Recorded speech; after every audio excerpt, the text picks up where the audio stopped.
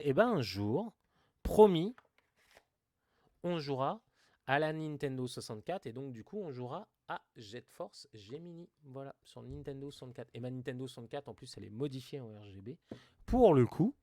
Parce que sur une Nintendo 64, il y a bien le signal RGB.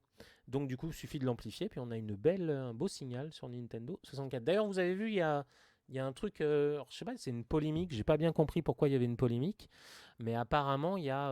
Attendez, je remets juste. Voilà, le micro. Voilà, super. Hop. Apparemment, il y a une polémique autour d'une. Là. Voilà. Tac.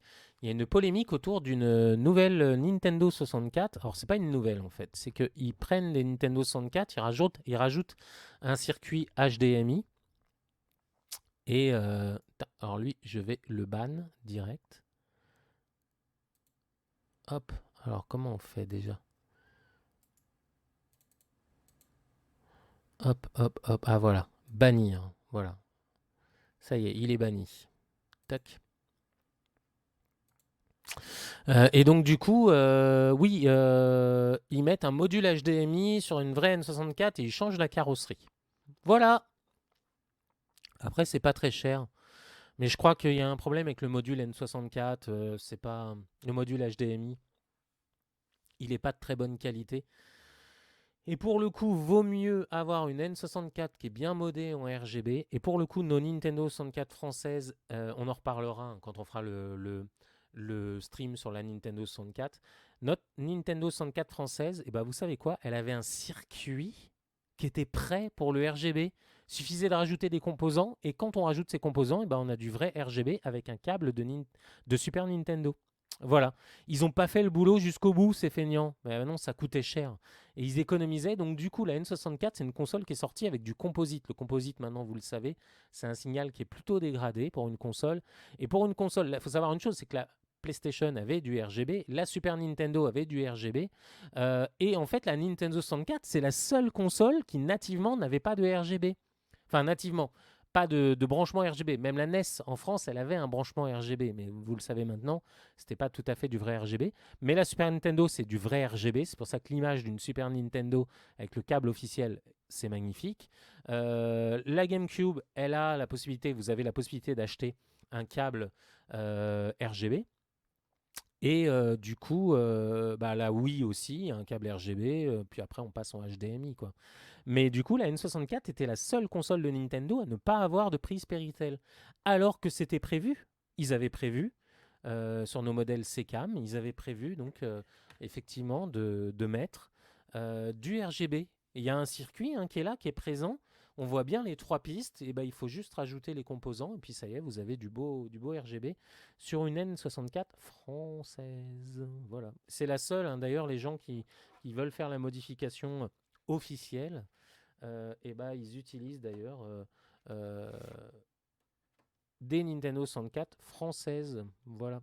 Allez, chose promise, chose due, on joue à Kabuki Quantum Fighter. Alors, ce jeu-là, il était emblématique, connu, mais pas beaucoup. Les gens en parlent pas beaucoup parce que c'est vrai qu'il a été éclipsé par plein d'autres jeux, Batman, Megaman, les DuckTales et tout. Mais vous allez voir, c'est un super jeu avec une super histoire. Voilà, c'est un ordinateur qui pète les plombs et on envoie façon trône un agent secret dans le cœur de l'ordinateur. Allez, c'est parti. Kabuki Quantum Fighter.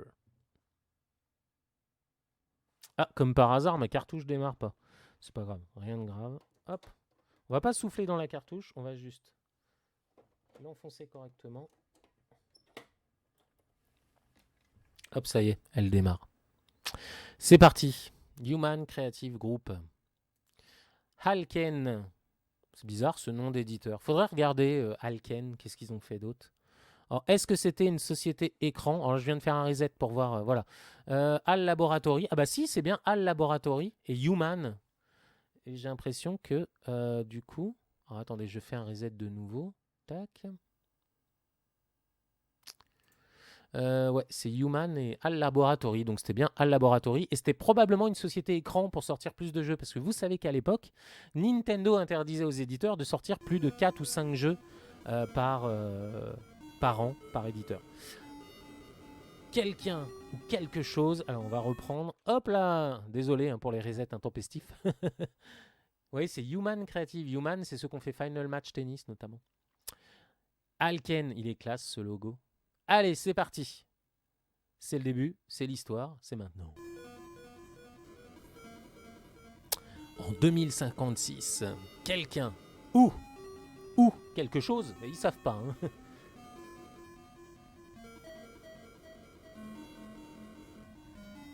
s'est infiltré dans l'ordinateur de la défense en bloquant l'accès au système backup de sauvegarde. Bien sûr. Par contre, il est lent. Si le programme contrôlant nos armes nucléaires,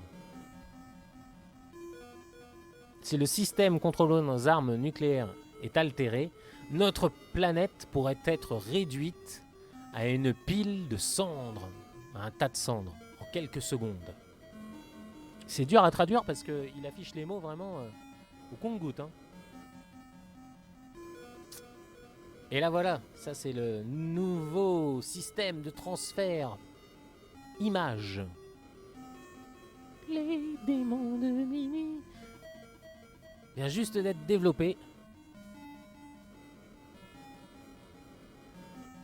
On dirait bien que ça sera notre dernier espoir.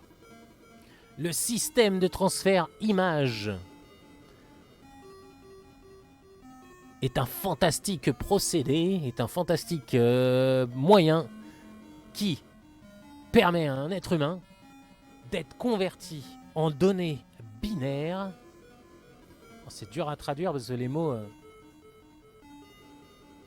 rendant possible le voyage à l'intérieur d'un ordinateur, des circuits de l'ordinateur. Mais le système de conversion n'a jamais été testé.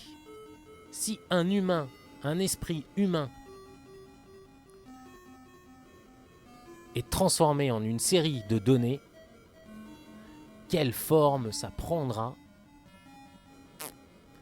lorsque elles seront réassemblées à l'intérieur de l'ordinateur?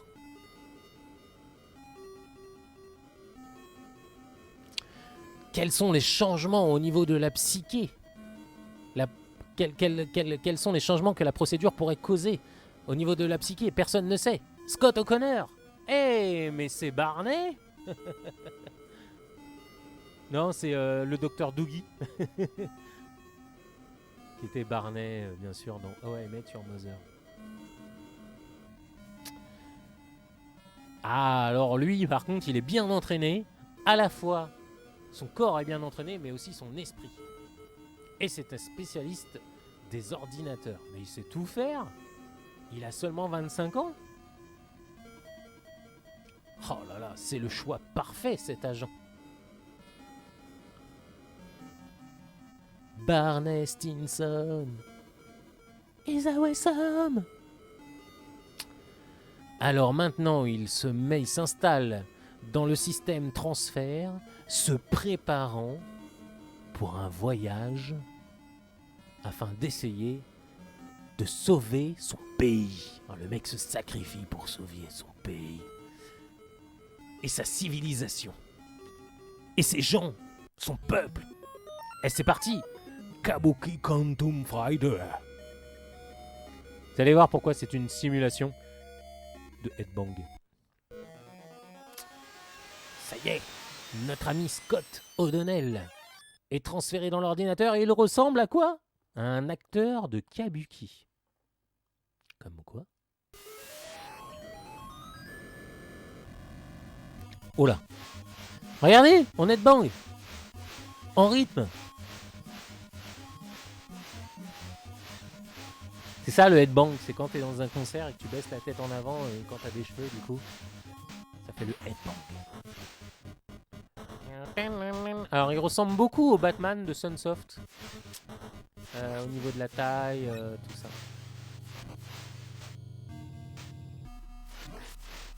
Vous voyez, avec ses cheveux magiques, il est capable de fouetter les ennemis Qui a eu cette idée? Alors, Jean-Jacques, j'ai une idée. On va faire un personnage qui va balancer ses cheveux. Hop, alors ça sert à rien. Hop là. Et quand il balance ses cheveux, et ben on va dire qu'il peut tuer des ennemis avec ses cheveux. Alors soit il se les est pas lavés, ou soit il a des pics au bout des cheveux, je ne sais pas.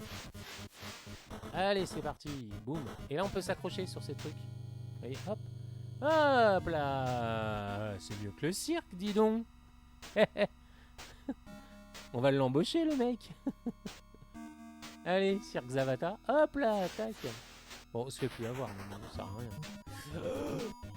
Oh là là, oh là là, oh là là. La panthère noire. Allez. Oh, j'avais été choqué en parlant de Black Panther. Quand on a appris la mort de l'acteur, parce qu'il l'avait dit à personne, j'étais choqué. Il me dit mince, il était jeune. Bon, je pensais qu'il avait plus de 35 ans. En fait, il avait 42 ans. Enfin, voilà.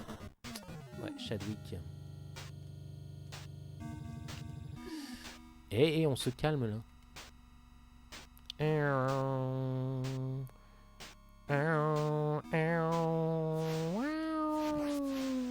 Non, ça c'est pas dans la musique, hein, c'est moi qui fais des bruits.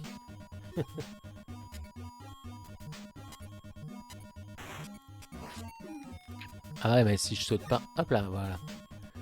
Tac. Ce personnage est habile. On est dans les circuits de l'ordinateur. Ah d'accord, ok, alors ce symbole-là, c'est la chevelure maléfique. Et puis l'autre, bah du coup, on envoie des shurikens. Je sais pas, c'est des puces, des données qu'on envoie. Ouais, c'est vraiment inspiré. Oh là, c'est le film Tron. Ah, j'ai récupéré un cœur. Merci.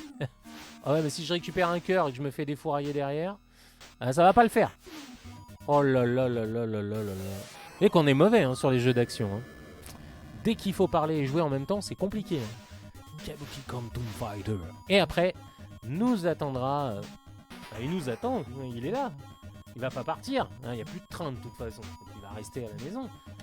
Et après, je vous parlerai d'un truc, tiens. Que j'ai reçu il y a pas longtemps.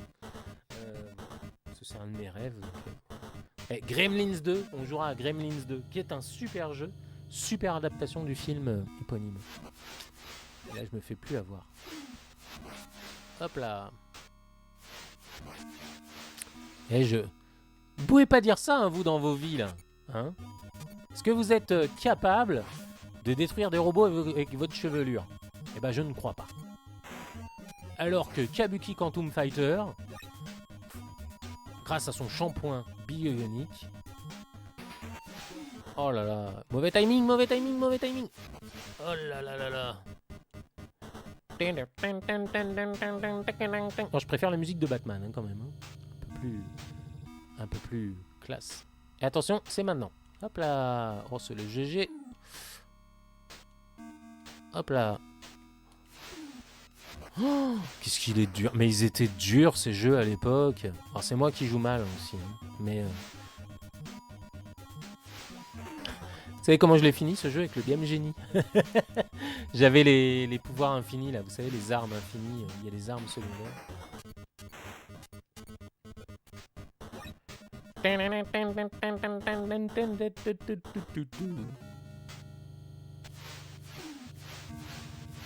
Et bah, je l'ai tapé.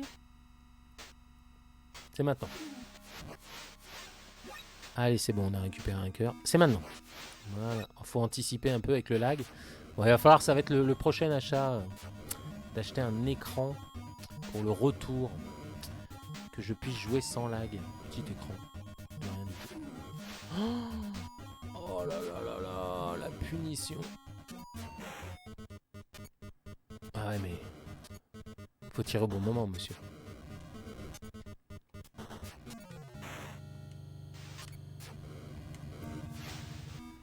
Oh, j'ai déjà tout utilisé. Oh là là là là. Allez.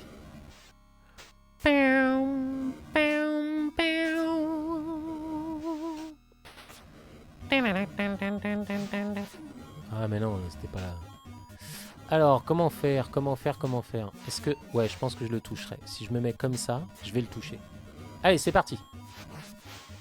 Et ben voilà, on a réussi.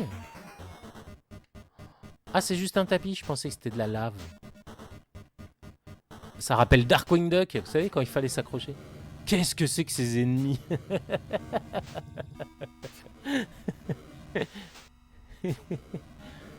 C'est les ennemis de la mort. Et 23h38, c'est cool. Ça va, demain on peut dormir. C'est mon seul jour de la semaine. Bon, dimanche aussi je dormirai. Voilà, donc là c'est cool. Je joue, il n'y a pas de pression. Et la semaine prochaine, on redémarre. Bah oui, Every Game City, c'est le 21 et 22 novembre.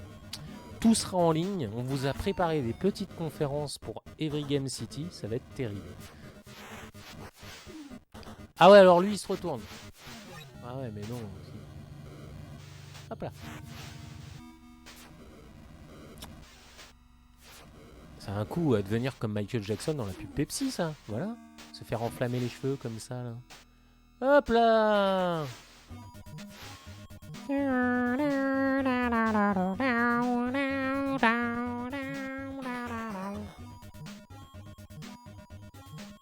pourrait faire une musique. Une musique pour te vendre des fruits et légumes. Tu aimes les pommes et les bananes et les poires aussi. Tu vas faire des smoothies avec du lait et des glaçons. Parce qu'il faut manger 5 fruits et légumes par jour. Oh, ah ouais, effectivement. Oh, c'est la violence, je suis revenu au début du niveau. Ah ouais, d'accord. Ah ouais, mais si je me prends un coup à chaque fois, c'est pas rentable cette histoire. Hop là. Reviens, Léon. Allez, c'est parti. Tac. Hop. Alors lui, on peut l'abattre comme ça. Ah bah, il a disparu. Eh bah, Bon, là, il faut passer par le haut. Hop là, Rodriguez. Et puis, du coup, là, ouais, en fait, il va nous voir et il va accélérer. Voilà. Lui, c'est pareil. Du coup, on se positionne ici. Oh, la dure réalité des jeux vidéo des années 80. Hein? Ah, c'est pas pareil sur PlayStation 5, ça c'est sûr. Hein? T'es bien un meilleur joueur sur PlayStation 5 que sur une NES. Hein? Ça flambe sur PlayStation 5, là, tous les streamers. Hein? Genre, ouais, regardez, je défouraille Crash Bandicoot 4. Le jeu, c'est un tunnel, il se passe rien. Non, je plaisante, parce qu'en plus, Cladal, il aime bien. Et Cladal, il m'a dépanné pour OBS, pour que je puisse enfin régler correctement mon OBS, avoir un retour son et que vous ayez un son parfait avec le micro zoom. Bah ouais, il y avait le micro zoom, mais je pouvais pas, j'ai pas le retour, enfin c'était compliqué. Et demander à l'ordinateur de me faire un retour sur le micro là ici, c'est pas possible parce qu'il crée une latence. Et donc du coup, quand ça me revient aux oreilles, avec une demi-seconde plus tard, bah, c'est compliqué de parler. Parce que du coup, on parle comme ça parce qu'on attend le retour. Voilà, c'est pas cool. Et ce Kabuki Quantum Fighter a été vraiment osé. Alors, on va faire un truc tout à l'heure. Et bah écoutez, quand on aura fini la partie, on va regarder la version japonaise de Kabuki Quantum Fighter. Et on va se passer l'intro, voir s'ils n'ont pas changé l'histoire entre la version japonaise et la version américaine. Parce que nous, on a forcément hérité de la version américaine en France. En fait, vaut mieux utiliser ses cheveux hein, plutôt que d'essayer de se baisser et d'utiliser ses poings. Maintenant, là, vous vous souvenez, il faut aller. Là, maintenant. Hop là. Voilà, et ben là, on l'a passé direct. On applaudit dans les chaumières, s'il vous plaît. J'entends pas assez les applaudissements. Merci. Oh là là, vous êtes un public difficile. Exigeant. Mais c'est rien passé.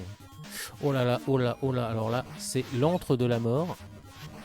Voilà. Alors moi, j'ai récupéré des chips. Les chips, c'est pour envoyer les armes. Vous savez, là, comme les 16 de rayon que j'ai.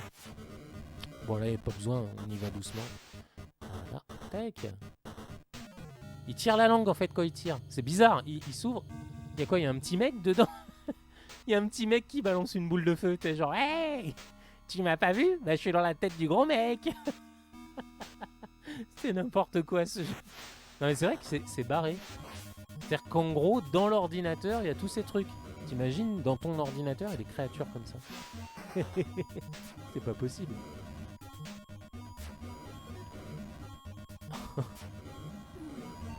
Ah ouais, d'accord. Donc en haut, apparemment, ces trucs, ça fait mal. Oh là, oh là là, mais non. Game over. Allez, on se refait une petite partie. Bah non, on va faire un reset du coup. Eh bah tiens, on va jouer à la version japonaise. Non, on va pas jouer à la version japonaise parce que vous savez quoi? J'ai plus mon Everdrive. Enfin, je l'ai rangé tout à l'heure. J'ai la flemme. On va regarder ça sur internet. Tac. Alors, du coup, on va mettre la version japonaise. Alors, tac, tac, tac, on va vous mettre ça. Hop, Kabuki Quantum Fighter version Famicom, ça donne quoi? Parce que probablement que le nom n'est pas le même. Famicom. Bon, il y a des gens qui speedrun, hein, voilà, c'est des gens qui vont nous énerver, ça. Voilà. Et bah, sur. Comment il s'appelle sur Famicom? Alors. Ah ouais, bah, il va falloir le trouver. Tac, tac, tac, tac, tac, tac, tac, tac, tac. Et bah, il va falloir. Ah! C'est. Ah, ok, d'accord. C'est Jigoku Goku Rakumaru. Et je pense que ça se passe pas du tout dans un ordinateur. Allez. Hop là, tac. Hop là, copier. On va passer l'intro. Voilà. Playthrough. Allez, c'est parti. Alors. On a toujours mieux. Oh là, oh là, oh là, oh là, oh là, oh là. Si vous y tenez, On va se ce sera calmer. vite fait, bien fait, joli. Oui, oui, c'est bien. Allez. C'est pour vous. Pour moi? C'est pour moi, Ouais, non, c'est c'est pas une blague. Je sais pas qu'aujourd'hui m'arriverait une bonne nouvelle comme ça. Hein. Bonjour. Hop là. Alors. Alors, je vais montrer l'intro japonaise. Je vais voir si je peux... Normalement, je peux vous l'importer là-dedans. Alors, il faut que je fasse plus une source du navigateur. Tout à fait. Site web. Tout à fait. Voilà. Hop là. Ou capture d'écran. Capture d'écran, et c'est ça. Non, non, bah non, non, non. Source du navigateur, c'est ça. Ajouter une source. Ouais, on va mettre ça. Tac. Alors. Fichier local, non. Bah non. Tac. Qu'est-ce que c'est que ça? Hop là, mais ça va pas ou quoi? Tac, et bah YouTube. YouTube.com. Voilà. Tac. Voilà. Du coup, hop. Ah ouais, c'est pas pratique. Et on va faire terminer. Hop là. Voilà. Ah, il faut que je me connecte et tout. Ah non, non, c'est pas évident cette histoire. Je pensais que ça allait capturer. Bon, bref, on va dire qu'on n'y arrive pas. Hop là. Ça sera pour une prochaine fois. Désolé pour cette interlude, c'était naze. Et du coup, oui, alors, attendez, est-ce que je peux... Mais je peux pas le glisser, genre tout simplement dire voilà, je veux que ça devienne mon... voilà, ça là par exemple, je veux le mettre ici. Non, je peux pas. Je peux pas dire ça, je veux que ça soit plus. Non, je peux pas. Non, je peux pas. Alors, tac, tac, tac. Ah, d'accord, oui, ça y est, j'ai compris. Il faut que je fasse ça. Je viens de copier l'URL de la vidéo. Maintenant, je fais ça. Je récupère ça. Voilà. Tout à fait. Ajouter une source. Ça, c'est très bien.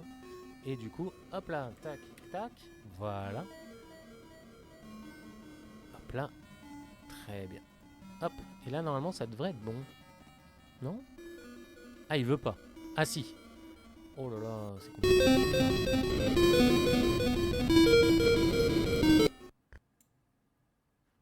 Hop, bah j'accepte. Ah mais là je peux plus interagir dedans là, c'est ça le truc bizarre. Monsieur dame, c'est pas possible. Comment je fais pour interagir dedans là? Oh là, et en plus je bouge tout là, c'est n'importe quoi.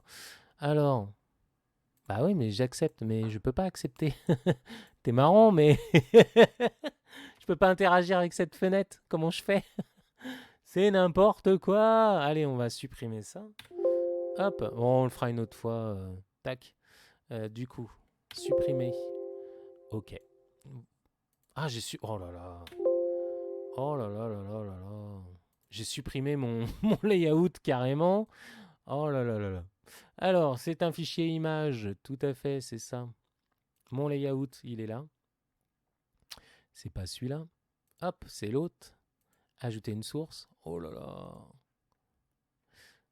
Tac, c'est ça les trucs pas très pratiques, n'empêche. C'est que quand tu cherches quelque chose en live, ça prend toujours 4 plombes parce que rien n'est logique.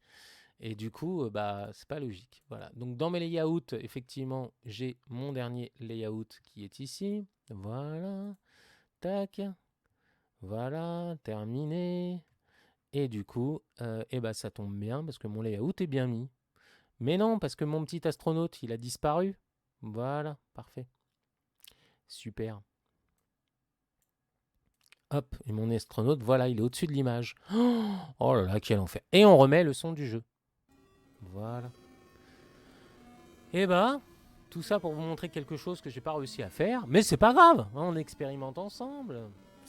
Alors, pour ceux qui viennent d'arriver, on joue à Kabuki Quantum Fighter et on est en train d'essayer de. Bah, je vous laisse aller voir. Je vais vous mettre. Alors, le jeu, si vous voulez voir la bande-annonce japonaise, l'intro japonaise, vous tapez. Je vais vous dire ça tout de suite. Tac.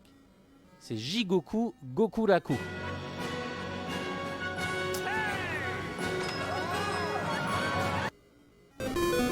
Alors, qu'est-ce qui change? Ah oui, il y a des trucs en plus, dis donc. Ah ouais, il y a des trucs en plus dans la version japonaise.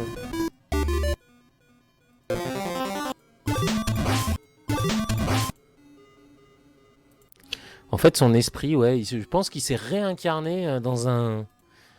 Il s'est réincarné dans un acteur de Kabuki.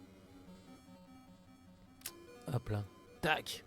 Donc du coup, on joue à Kabuki Quantum Fighter. On va voir si on a le reste de l'intro.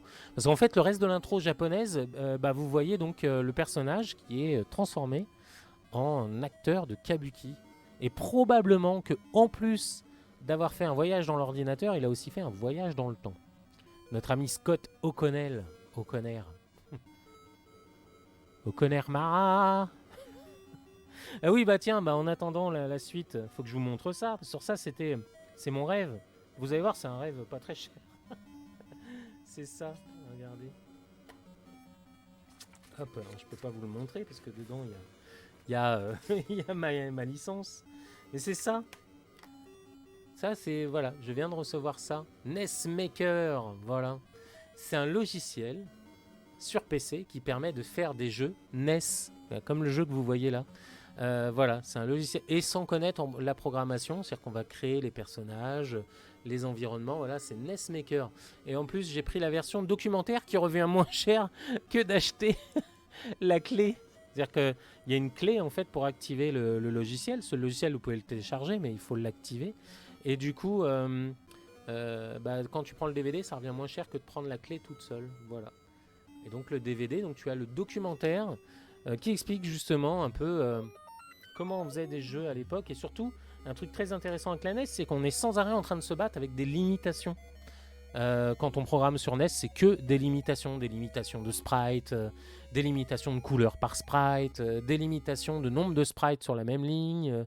Enfin voilà. Et bien là, justement, tiens, dans la version japonaise, il y a la suite de la démo où on voit le personnage se transformer en acteur.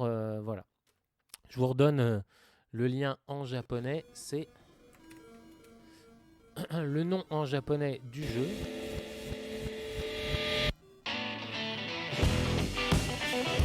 Hop là.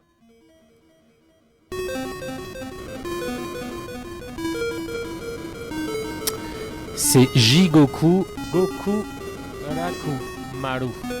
Jigoku Gokuraku Maru. Ah, c'est le nom de Kabuki Quantum Fighter. Voilà. Allez, on est reparti. Hey, Monsieur Dale Cooper. Hey, Monsieur Dale Cooper. Pas Dale Cooper, excuse-moi. Tu sais que tu es arrivé au moment où on parlait de ça. Et ça te fait halluciner, Monsieur Dale Cooper. Parce qu'effectivement, vous m'avez donné envie, là, tous. Alors, Antoine, lui, ça fait longtemps qu'il me donne envie de faire des jeux. La NES, c'est ma console préférée. Enfin, la Famicom, surtout, mais la NES. Et du coup, bah, j'ai commandé NESmaker. Mais oui, c'est génial. Bah ouais. Et du coup, bah, comme je sais que toi, Antoine m'a dit, il faut que tu ailles voir Delcoupe, c'est lui le spécialiste. Donc du coup, si j'ai des questions pour démarrer, je pense qu'au début, je démarrerai avec des assets sur Sprite Resource pour faire mes essais et mes prototypes. Puis après, voilà. Alors, je sais pas si tu es au courant Delcoupe.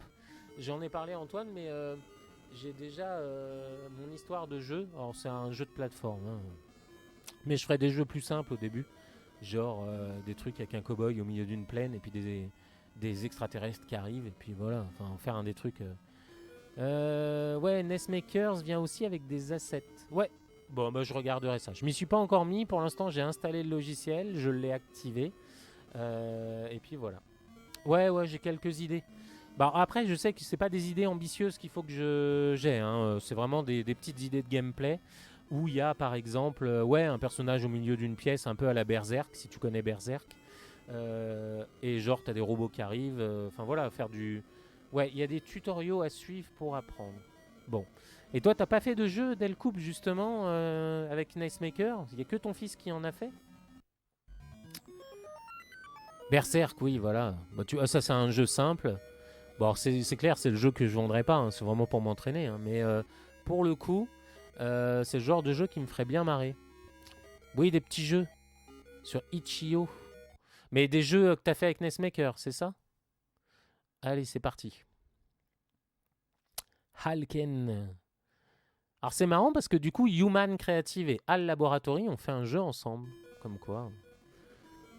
Oui, avec Nestmaker, tu confirmes? D'accord. Alors on s'est fait avoir parce que nous...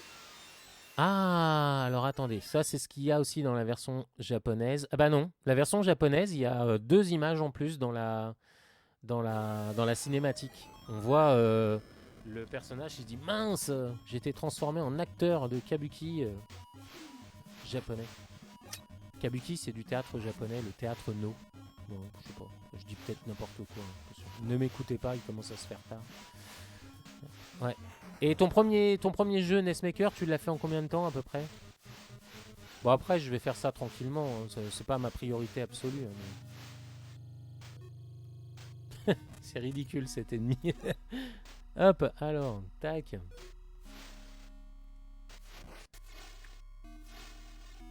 Hop là, esquive. Et c'est qu'on deviendrait bon, dis donc. Le mec qui s'enflamme. Hop là, le coup de trapèze, maintenant vous connaissez, c'est ma spécialité. Hop là, tac. Là, je saute, voilà. Là, je me mets au bord de la plateforme. On va s'amuser, tiens, allez. Hop là, en plus on récupère des vies, mais elle est belle. Elle est belle l'histoire. Allez, ça vous souvenez, c'est ma séquence dans Darkwing Duck. Hop là, il faut que je fasse attention à pas tout utiliser. Alors, par contre, contre la panthère, ouais. Voilà, et on revient. Ah, c'est cool, on a récupéré des chips. Les chips, donc, ça me permet d'envoyer ces armes secondaires. Un peu comme dans Castlevania. C'est vrai que ce jeu est très inspiré de Castlevania. Du Batman aussi, bien sûr, du Batman de Sunsoft, qui est sorti en 90-89. Hop. Hop là, tac. Et ce Kabuki Quantum Fighter, faudra regarder quand est-ce qu'il est sorti. Si vous avez la date, vous pouvez la donner. En 2 semaines? Mais genre tous les jours ou genre tu faisais ça en mode hobby? C'est ça moi qui m'intéresse. Moi ça va être en mode hobby, hein. Ça va être 2-3 heures par jour, hein. Mais après je me connais. Si quelque chose me passionne, je peux y passer du temps et m'y mettre à 22 heures et terminer à 2 heures du mat, quoi, tu vois. Un peu comme quand j'ai commencé à faire les layouts, les gifs, les machins. C'est vrai que dès le coupe, toi tu n'étais pas revenu, mais je sais pas si tu as vu, maintenant j'ai un gif. Et c'était mon premier gif. J'ai fait un gif et du coup bah, c'est sur Sprite Resource. Mais toi tu connais l'histoire.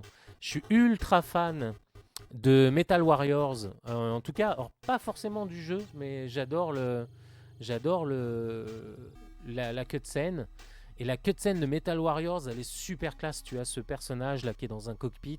Et donc il parle et il a les yeux qui se ferment. Et dans Sprite Resource, tu as tout ce qu'il faut pour faire le gif. Donc j'étais content. J'ai fait mon gif sur Photoshop. Voilà. C'est un peu plus compliqué qu'avant. Avant, le gif sur Photoshop, c'était plus simple. Mais maintenant, ils ont compliqué parce qu'on peut aussi importer des films pour faire des gifs. Voilà. Oh là. Oh là, oh là, attention. Voilà, alors j'ai récupéré le chip. Non, bah non, on va faire ça. Voilà. Hop là, tac. C'est bon. Je peux te le passer si tu veux. Il n'y a pas de... Tac. Ouais, il ferme les yeux et puis il parle un peu, puis il referme les yeux. Puis après, c'est une boucle de 15 secondes. Voilà. Il y a 11 images dans le GIF. Voilà. Le plus chiant, c'était d'aligner les éléments parce qu'en fait, tu dois connaître, je pense sur NES Maker, ça doit être un peu la même chose. Ils optimisaient à l'époque. C'est-à-dire qu'au lieu de refaire le personnage tout entier avec les yeux fermés, t'as juste le cadre autour des yeux. Tu remplaces juste. Et du coup, il faut bien aligner. Donc, il faut utiliser transparence sur Photoshop pour bien aligner ça. Et j'adore. Et c'est Antoine qui nous avait dit, j'étais persuadé que c'était des Japonais qui avaient fait les graphismes, même si Metal Warriors est un jeu Lucasfilm, enfin LucasArts plutôt. Voilà. Tout à fait, en NES on fait pareil. Ouais, on optimise. J'ai vu le documentaire, je pense à ça, sur justement un des jeux qu'Antoine vend. Micromage, voilà. Et dans Micromage, j'ai vu le documentaire de comment ils optimisent la mémoire dans le jeu. C'est hyper impressionnant. Hyper impressionnant. C'est bluffant, quoi. Bluffant. Mais c'est des astuces. Enfin, tu te dis, ouais, une fois qu'ils te le disent, tu vois, t'es un peu en mode, ouais, facile. Mais faut y penser, quoi. C'est des trucs de fou, le fait d'utiliser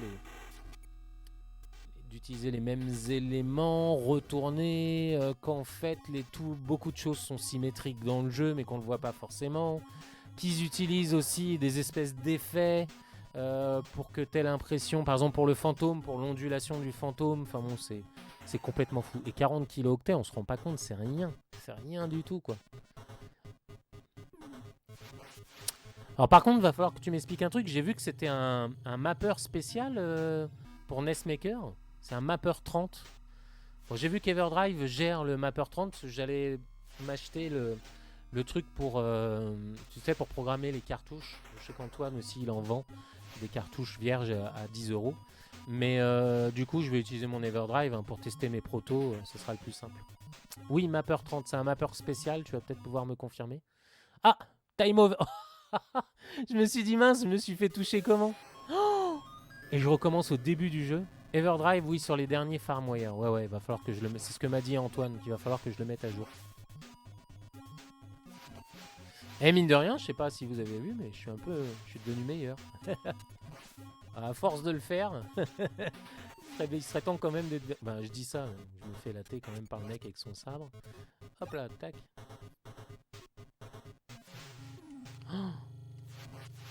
Allez. Et ouais, c'est pareil. Quand tu streames pas...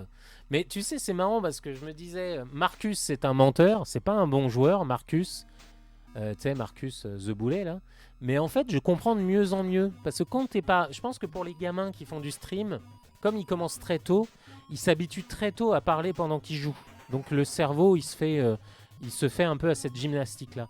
Et je pense que nous, comme on est des vieux de la vieille... Alors Marcus, il est de 66, je crois, qu'il a plus de 10 ans de moi. Plus de 10 ans de plus que moi. Mais je pense que ça joue. Nous, on n'est pas une génération à avoir appris à parler en même temps qu'on jouait, quoi. Ouais. Bah si, avec les potes, mais bon, ça c'était... Tu joues pas bien quand tu joues avec des potes. Alors, j'ai l'impression que ce coup de poing vers le bas, il fait rien du tout. Oh là, genre mes pixels près, quoi. Ah là, c'est bon, je vais pouvoir le toucher. Ouais. Non, mais en fait...